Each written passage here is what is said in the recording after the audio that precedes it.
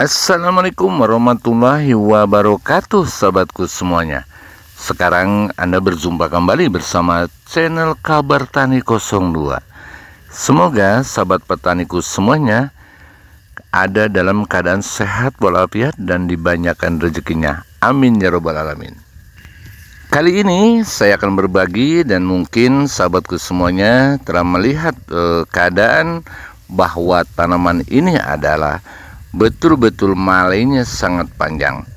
Dan tanaman ini adalah dimulai fase vegetatif sampai generatif, sampai sekarang sebentar lagi akan menjelang panen.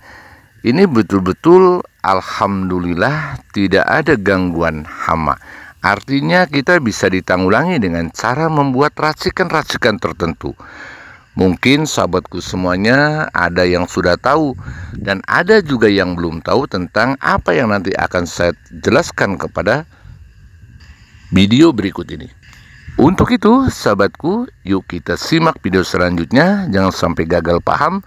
Dan yang belum subscribe, yuk kita subscribe dan pijit loncengnya.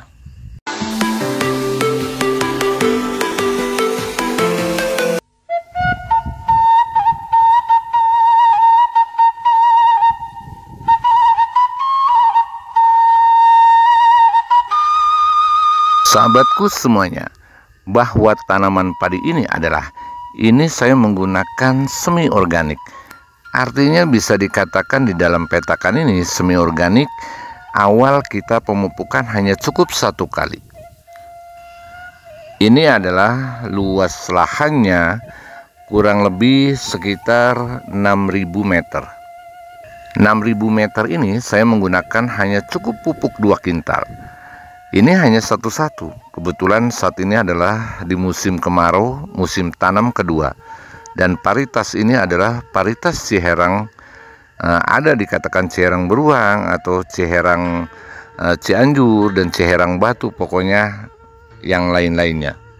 Mungkin kita semua tidak percaya dengan menggunakan luas 6.000 meter ini adalah hanya cukup 1 kali pemupukan dengan dosis apa yang saya katakan tadi, yaitu 1-1. Jadi 1 urea dan 1 poska. Dan setelah itu kita ditambahkan dengan nutrisi, dengan membuat nutrisi yang terbuat dari alamiah atau dari organik, dan itu pun sesuai fasenya. Kalau umpamanya kita fase vegetatif, kita harus membuat yang kandungan nitrogennya agak sedikit tinggi, kita di alam pun banyak. Nah, kita selalu begitu. Paling kalau kita sedikitnya di dalam 4 liter itu cukup menggunakan 100 gram daripada gandasil daun. Itu cukup, itu aja yang 12.000. Nah, kita aduk dan fermentasi. Setelah fermentasi dulu baru kita saring dan baru kita dicampurkan dengan gandasil buah. Itu banyaklah bahan-bahan seperti itu. Tapi ini apa yang sangat menonjol di tanaman ini? Saya menggunakan pestisida nabati yang betul-betul artinya dari mulai fase generatif sampai padi menunduk. Banyak di kalangan orang bahwa pestisida nabati itu hanya untuk artinya penanggulangan hama secara terpadu, dan bahkan bahwa pestisida nabati itu adalah tidak ampuh. Tetapi prinsip saya, kalau pestisida nabati itu mengandung kandungan nutrisi yang cukup banyak atau yang bisa mencukupi kebutuhan daripada tanaman tersebut, dan juga selain daripada untuk masalah hama, juga ini adalah mengandung hormon auksin dan sitokinin. Dan keduanya adalah pestisida nabati yang saya buat ini adalah antioksidan.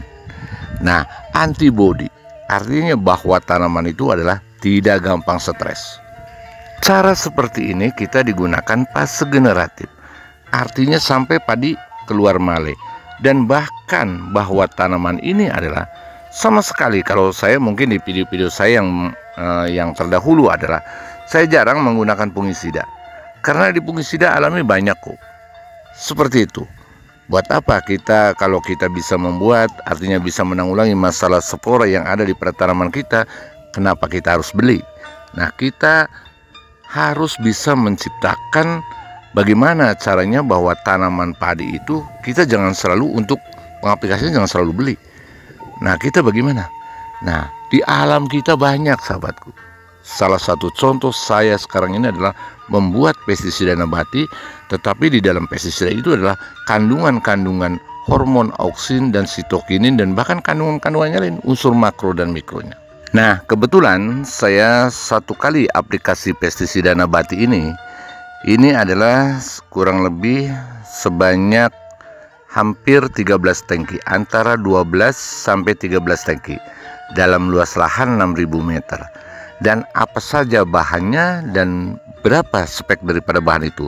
Yang pertama adalah di fase generatif saya menggunakan lidah buaya itu 1 kilo, dan kunyit putih saya setengah kilo. Lalu kunyit kuning saya menggunakan setengah kilo, dan ditambah dedaunan, yaitu semacam daun, kalau Jawa Barat bilang adalah pohon jenuh atau tua gadel. Itu hanya daunnya, bukan batangnya. Kita di blender sama-sama. Dan saat padi bunting itu racikannya berbeda, tapi walaupun dosisnya karena kita satu aplikasi, itu bisa dibedakan kembali. Jadi yang pertama lidah buaya 1 kilo, kunyit putih adalah setengah kilo, dan bawang putih kita hanya cukup 250 gram, dan kunyit kuning setengah kilo. Dan kita dibuatlah, artinya kurang lebih sekitar antara 3,5 sampai 4 liter. Kebetulan saya ini adalah membuat selalu 3,5 liter. Dan sampai padi menunduk pun, sampai padi keluar malai 1-2, jadi kita ini diaplikasikan dengan dosis yang sama. Jadi seperti dosis generatif, itu beda. Pestisida nabati ini dengan dosis generatif dan dosis daripada vegetatif beda. Karena apa? Kenapa kita bisa beda? Karena di sini perbedaannya adalah kita hanya menggunakan daun. Daun itu bisa untuk ulat gerayak dan segala macam, dan daripada kunyit itu juga bisa hama, kutu-kutu yang lain, dan bahkan bisa bahwa tanaman tersebut berpuasa. Terus yang kedua, fase generatif. Membuat pestisida nabati fase generatif itu saya tidak menggunakan daun-daunan. Bahkan di dalam pestisida nabati itu